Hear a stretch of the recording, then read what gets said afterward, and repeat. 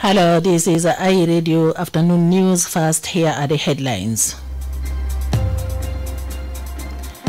The Israeli ambassador to South Sudan says his country is willing to support a unified South Sudan army if the peace agreement is fully implemented. Some South Sudanese lawyers have petitioned the government in the East African Court of Justice over its decision to dredge the Nam River in Bahr al-Ghazal basin. And police authorities in Western Equatorial State have arrested dozens of spoiled teenagers for allegedly turning into drug users.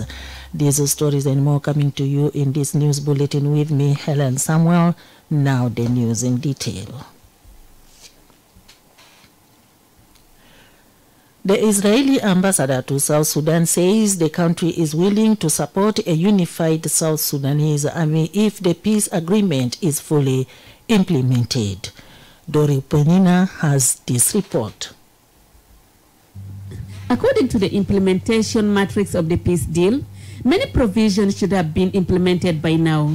But nearly 2 years after the presidency and the cabinet were formed, the unified army is not yet deployed as their graduation has been postponed several times. However, last week, the co-chair of Joint Defense Board revealed that the graduation of more than 50,000 unified forces will take place at the end of this month. Most of the ambitious reforms have not also been initiated or completed. Some members of the public have in several occasions criticized the peace parties for intentionally delaying the implementation of the accord. They said since the establishment of the unity government, nothing much has been achieved. Those who spoke to iRadio particularly condemned the government for lack of services, security, and other forms of development. They said the country was over-relying on humanitarian organizations, while the few politicians consumed the little money generated from the oil and non-oil revenues. Others demanded that the government embark on fostering peace and improving the economy. Garrison Kider is the Israel ambassador to South Sudan. He said his country is willing to support South Sudan to have a unified army, but only after the full implementation of the revitalized peace agreement. He spoke on the Dawn today.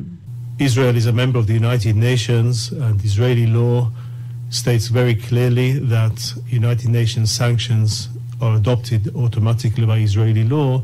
Israel is not, like other countries, are not allowed to sell, to export military equipment to South Sudan. We hope that the reasons, before Israel was established, we had various military units. And in 1948, after Israel was established, we were attacked by Arab countries. And every military unit was important. But there was one thing which was beyond that, was ensuring that there will be, in the end of the day, one unified military. So our first Prime Minister, David Ben-Gurion, he made a decision to, even though it was during the war, he made a decision that all the various units which are politically connected have to be dismantled, and they all have to join the Israeli Defense Forces. This was units from the left and units from the right, and it was very hard for people. But the idea was one government, one army. And since then, we have had no issues of militias or anything like that. Why there are such sanctions will not exist as soon as possible. And then we will be happy to do our part in helping a unified South Sudanese army. But we can only do that when there is full implementation of the peace agreement, which would naturally bring an end to the sanctions regime. Diplomat Garrison Kider went on to say South Sudan can emulate Israel's approach on the unification of forces. Before Israel was established, we had various military units.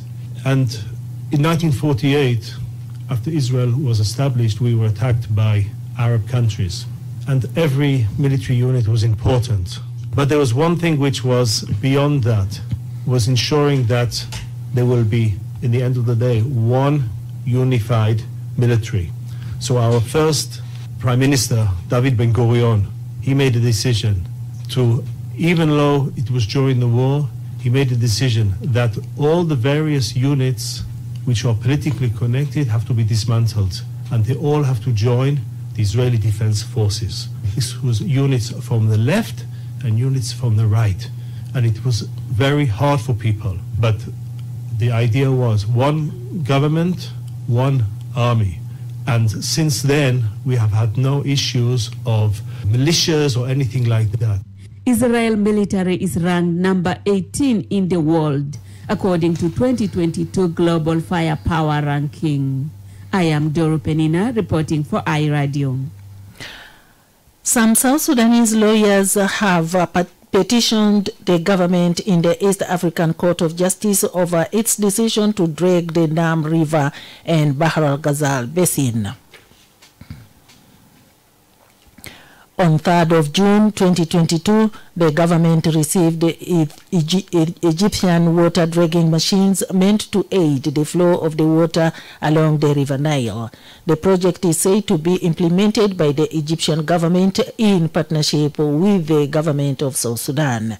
Last week, the South Sudan Water Resources and the Immigration and Irrigation Ministry announced the arrival of a 21-truck convoy from Egypt via Sudan carrying heavy dragging machines, sparking mixed reactions among the citizens. The move, according to lawyers Elario Adam and Athiangyar Deng, is environmentally unstable and it will traverse protected areas in East Africa. This, they say, will impact on livelihoods, gender, food, children, and public health of the East Africans. The advocates argued that the East African laws required an environmental impact assessment to be carried out prior to the implementation of the project. Adam, one of the lawyers, cited Article 39 of the Treaty for the Establishment of the East African Community Treaty. He says they have submitted their petition to the Attorney General of the Republic of South Sudan as partner Articles 1 and 3 of the ESC Treaty. Advocate Adam says the government of South Sudan has been given up to 45 days from the date of submission to respond to the petition. The main reason of this application is that we are challenging the legality of bridging along the Nam River Nile in Unity State and Bahr al-Ghazal basin. The customs show tell us that, and according to the Egyptian law, prior to this kind of project, there must be assessment that should be put in place. So our main reason is we're asking the government if they ever carry an environmental impact assessment or human rights impact assessment, and again if they ever consulted the public. So we really have the issue with the project, but again we're questioning the government to avail us with the argument because the public government agreement is public document.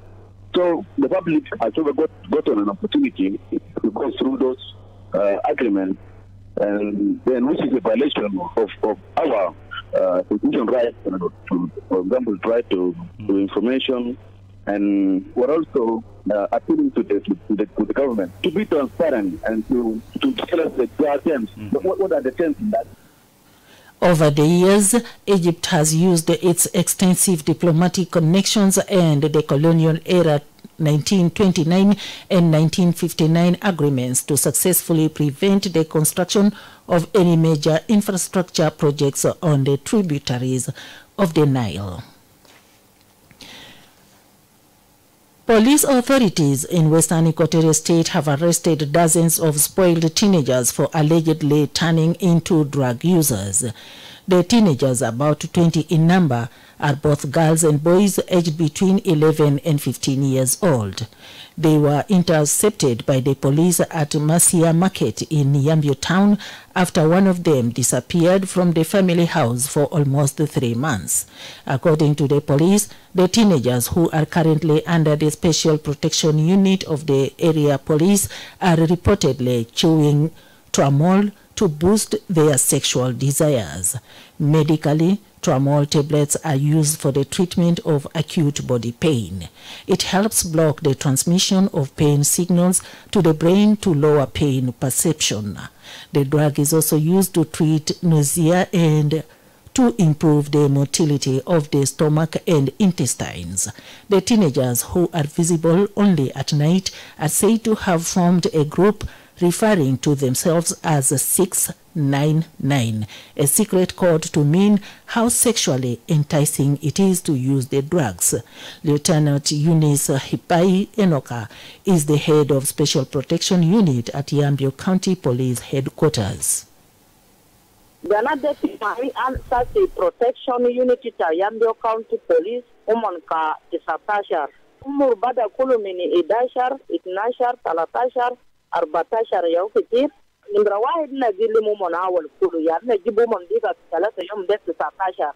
Yala Narena Dira Gestomon, my parents name Tomon as an as far as someone Tanin Badas Makalas Galagobudu, Tanin Madarija, Allah Darumon Yakeja, as an Basmat, a Teriga Lumon B. Ishmael, the Domon Defogo. The police, however, say the teenager hooligans are also smoking bangi and shisha. Lieutenant Eunice Ipai Enoka said the children will be handed over to their parents if they appear to respond to some questionings. This news is coming to you from iRadio. Mundri County Prison has released the pastor convicted of adultery a week ago on bail to cleanse his deeds. This is according to Justin Ephraim, the chairperson of the area local court, also dubbed as bench court. Ephraim says the pastor, withholding his name, has been sentenced to 1 year in jail and his concubine to 6 months for jointly committing the offense.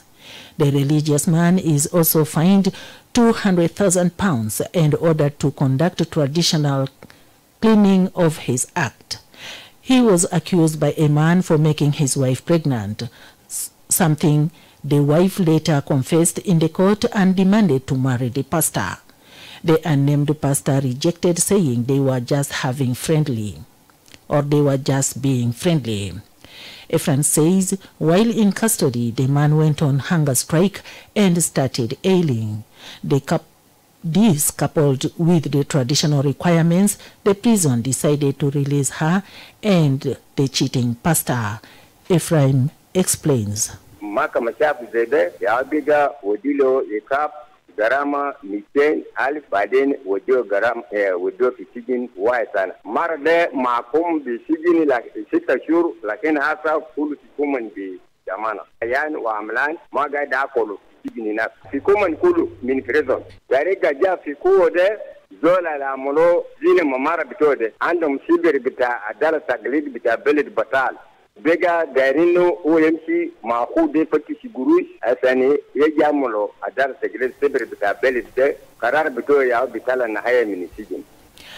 And finally, before the international news, leaders and legislators of the East African Community member states want Kiswahili made compulsory among member state education syllabuses. They say this will ease communication, promote culture, trade, and unity in the region. The leaders made the remarks on Friday during the closure of training exercises for armed forces from the 7 member states of Rwanda, Burundi, Kenya, Tanzania, South Sudan, Uganda, and the Democratic Republic of Congo, held at Gaddafi Barracks in Jinja. During the weekend sitting, the Secretary General of Defense for Kenya, Mr. Eugene Wamalwa, encouraged the region leadership to begin conversation in the Kiswahili language. He said, and I quote, "It will be great that in any engagement we use Kiswahili as our own identity language for East Africa. Therefore, as a member state, I request that we introduced it in our education systems as a regional language that unites East Africa culture and trade." End quote. Meanwhile, the first Deputy Prime Minister and Minister of EAC Affairs, Madame Rebecca Kadaga, who represented President Museveni, said the regional cabinet is preparing a paper to ensure that Swahili becomes compulsory and examinable in schools. She said a survey was conducted within the EAC and the country that came out last was Uganda. According to her, I quote, "The survey is that Swahili was born in Zanzibar, came to Tanzania, matured in Kenya, fell sick in Rwanda and Burundi, went into intensive care in the Democratic Republic of Congo and died in Uganda," end quote. It is estimated that about 5 million people are believed to speak Kiswahili as primary language and 60 million as a secondary language within the region. You are listening to iRadio News, and now to the international news brought to you by MTN. Freedom is everyone's desire. Freedom is what makes you and me happy. Freedom is called Hurea in my country. My telecom network has chosen to give me freedom. MTN is my network. I have the freedom. I choose affordable and reliable. Hurea Bundles is my way. MTN introduces to you Hurea Bundles, giving you the freedom to call across all networks with the same bundles. Subscribe by dialing *100 *3 *4 hash and get 15 minutes for only 100 SSP and 30 minutes for 150 SSP, valid for 1 day. Hurea, pure freedom. MTN, everywhere you go. And Patricia John now joins me with the sports news. شكرا الزميل الهادي هواري. في إثيوبيا قال مسؤولين إن مسلحين دخلوا أجزاء من مدينة رئيسية على الحدود مع جنوب السودان في غرب إثيوبيا واشتبكوا في القتال استمرت لمدة 4 ساعات. وفي وقت سابق قال سكان في مدينة غامبيلا عاصمة المنطقة اللي بتحمل الاسم نفسه إن المكاتب والشركات قفلوا أبوابهم بسبب القتال المكثف. وبتقول الحكومة الإقليمية إن قواتها الأمنية استعادت السيطرة على أجزاء من المدينة. In Ethiopia, officials say armed men entered parts of a major city bordering South Sudan in western Ethiopia and engaged in fighting for 4 hours. Earlier, residents in Gambela city, the capital of the region of the same name, said offices and businesses were closed due to the intensified fighting. The regional government says its security forces have regained control of parts of the city from fighters belonging to the Oromo Liberation Army and the Gambela Liberation Front. A statement added that there have been casualties on both sides without providing numbers. Elsewhere, the Togolese government has declared a state of security emergency in its northern border region. The measure will last for 3 months and could be extended by the National Assembly, the government spokesperson said on Monday. It allows security forces there to have more flexibility to deal with threats of jihadist attacks. The move follows last month's attack in a northern town near the border with Burkina Faso, in which 8 Togolese were killed and others were wounded. Finally, UK Foreign Secretary says the first flight taking asylum seekers to Rwanda will take off, and people who are not removed on Tuesday will be on subsequent flights. Liz Truss said it would establish the principle and break people traffickers' business models. 7 or 8 people are due to be removed on Tuesday after dozens won legal cases to be taken off. But more legal challenges are said to be had. Church of England leaders described the plan as an immoral policy. However, Prime Minister Boris Johnson has said the government will not be deterred or abashed by criticism of the plan. These are news making headlines in the international scene. Back to you, Helen Samuel. Thank you, Alak.